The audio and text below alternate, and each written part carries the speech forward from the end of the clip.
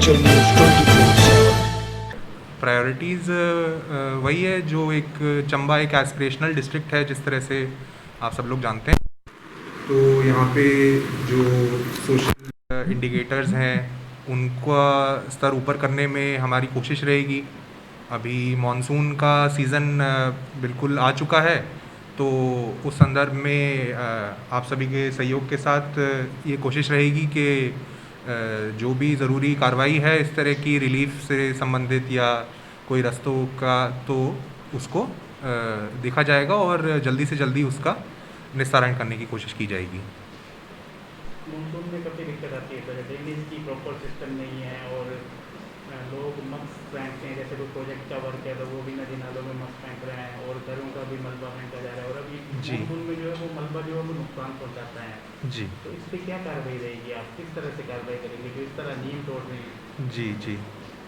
तो इसमें कोशिश यही रहेगी कि सबसे पहले तो जल्दी से जल्दी समस्या का पता लग सके, तो हम अपने जो फील्ड स्टाफ हैं उनसे के साथ रेगुलर कोऑर्डिनेशन करके ये सुनिश्चित करेंगे कि मामले की सही जानकारी हमें सही समय पे मिल जाए और फिर उसके हिसाब से जो भी कार्रवाई बनेगी हम उसको जल्द से जल्द करने की कोशिश करेंगे। तो जो नदी नालों में इस तरह नकल कर रहे हैं उनके लिए क्या आप करोगे?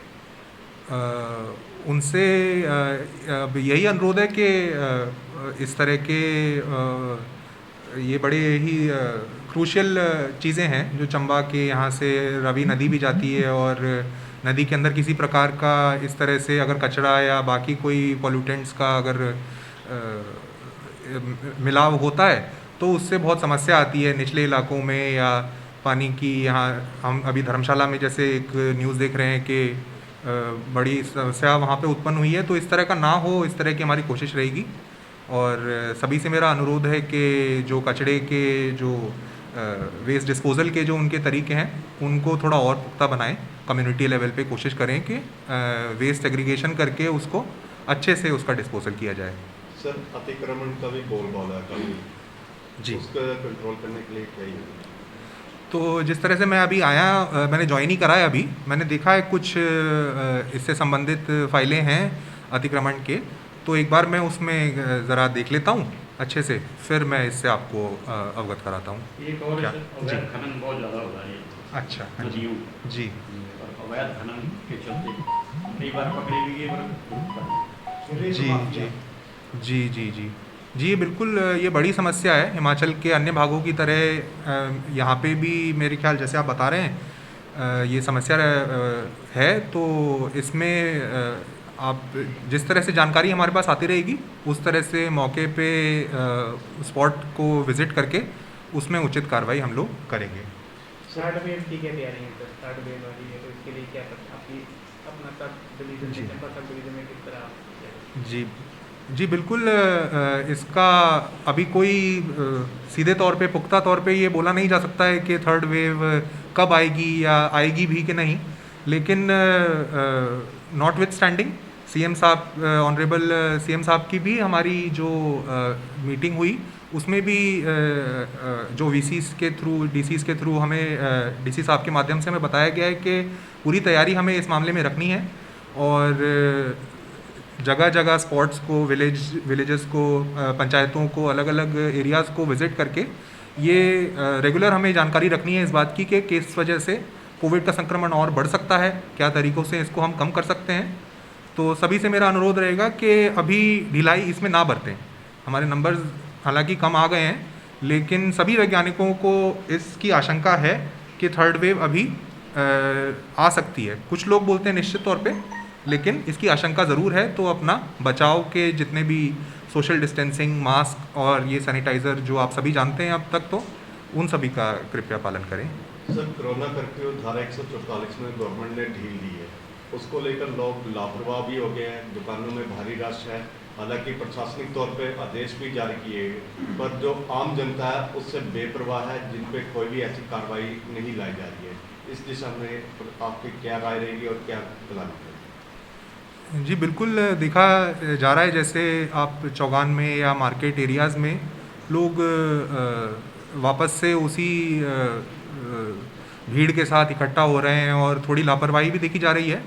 तो इस मामले में कार्रवाई के हमारे पास तरीके भी हैं, चालान के तरीके और जो कार्रवाई कर सकते हैं। तो मेरा लोगों से यही अनुरोध रहेगा कि अपने आप से, ये हम सबकी जिम्मेदारी है, सिर्फ प्रशासन की या मीडिया की ये जिम्मेदारी नहीं है। तो आप सभी से अनुरोध है कि सब अपनी जिम्मेदारी समझें और ख़ासकर बच्चों को और जो वल्नरेबल पॉपुलेशन है उनको खासकर और सभी को इसमें अपना बचाव रखें पूरा। इस तरह से पूरा भीड़ और उस तरह से सिचुएशन ना क्रिएट करें। सर, कल पर्यटक स्थल खजियार में आपने औचक निरीक्षण किया, वहाँ पे काफ़ी लोग ऐसे पाए गए जिन पर कार्रवाई नहीं की गई। इन फ्यूचर में पर्यटक स्थलों पर ऐसा ना हो, उसके लिए क्या एक्शन? जी बिल्कुल, वहाँ पे जैसे डीसी साहब के निरीक्षण के साथ मैं भी वहाँ मौजूद था और वहाँ कुछ हमें अनियमितताएं पाई गई जिसका हमने संज्ञान लेके वहीं पे थोड़ा उनके खिलाफ़ कार्रवाई भी करी। तो इससे आगे ना हो, ये हमारा ये भी इसमें एक उद्देश्य ही था इसी का, ताकि लोग थोड़ा जागरूक हों। वहाँ पे दुकानदारों, जो बाकी शॉप चाहे रेडी वाले हैं, उस तरह से सबको समझाया गया। मास्क सबको, जिनके पास नहीं थे, बच्चों को, बुज़ुर्गों को, रेडी वालों को, जिनके पास मास्क नहीं थे उनको मास्क दिए गए और ये हिदायत दी गई, उनको समझाया गया कि इस तरह से लापरवाही ना बरतें और समय समय पर इस तरह से हम ऐसे पर्यटक स्थलों को विज़िट करते रहेंगे और कोई अनियमितता वहाँ पे है तो उनके खिलाफ़ कार्रवाई भी उचित करते रहेंगे। सर, बतौर युवा आईएएस आपकी कोई एक विशेष प्राथमिकता क्या रहेगी? जी, युवा होने के नाते ज़रूर किसी भी युवा का जुड़ाव खेल कूद से होता है और शिक्षा से ज़रूर होता है। तो इन दोनों सेक्टर्स में मैं ज़रूर कुछ कंट्रीब्यूट करना चाहूँगा कि शिक्षा का स्तर किसी तरह से, अभी स्कूल तो नहीं खुले हैं, लेकिन जिस तरह से खुलेंगे और ऑनलाइन तरीक़ों में क्या सुधार हो सकते हैं और खेलकूद के क्या मौके, प्लेग्राउंड या उस तरह से हैं, वो बच्चों को क्या मुहैया कराए जा सकते हैं, उसके पीछे मेरी कोशिश रहेगी।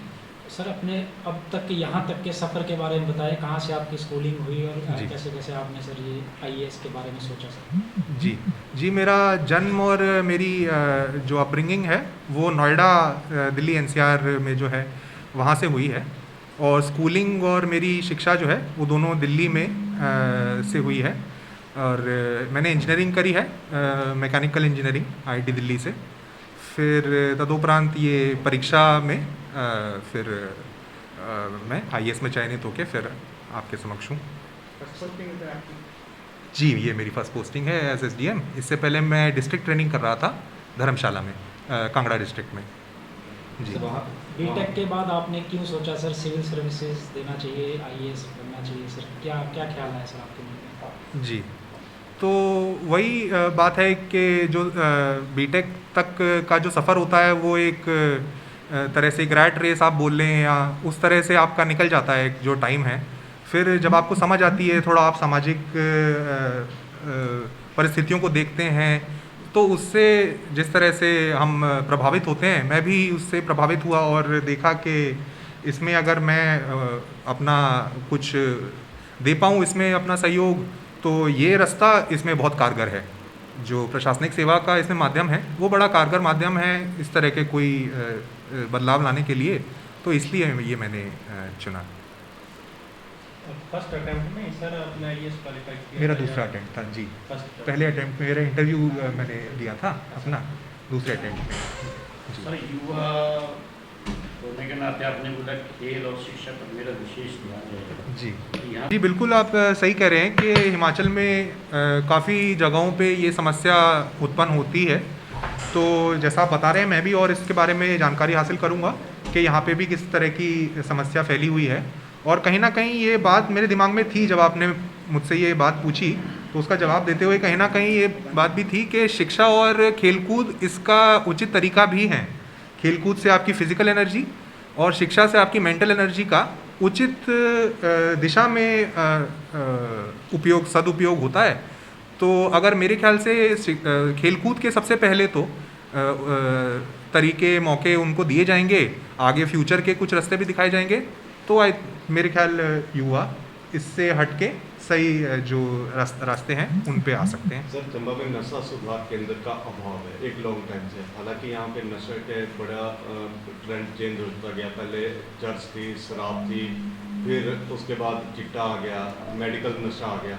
पर यहाँ के जो लड़के बिगड़ जाते हैं या इसके दलदल में फंस जाते हैं, उनको उपचार के लिए चंबा से बाहर अनदर स्टेट या अनदर डिस्ट्रिक्ट में जाना पड़ता है। नशा सुधार केंद्र को खोलने के लिए क्या किया? जी बिल्कुल, मैं इस बात को आपसे सहमत हूँ कि इसकी प्रोफेशनल ट्रीटमेंट अगर कोई इससे पीड़ित है मानसिक रोग से या इस तरह की समस्या से, तो उसका होना चाहिए।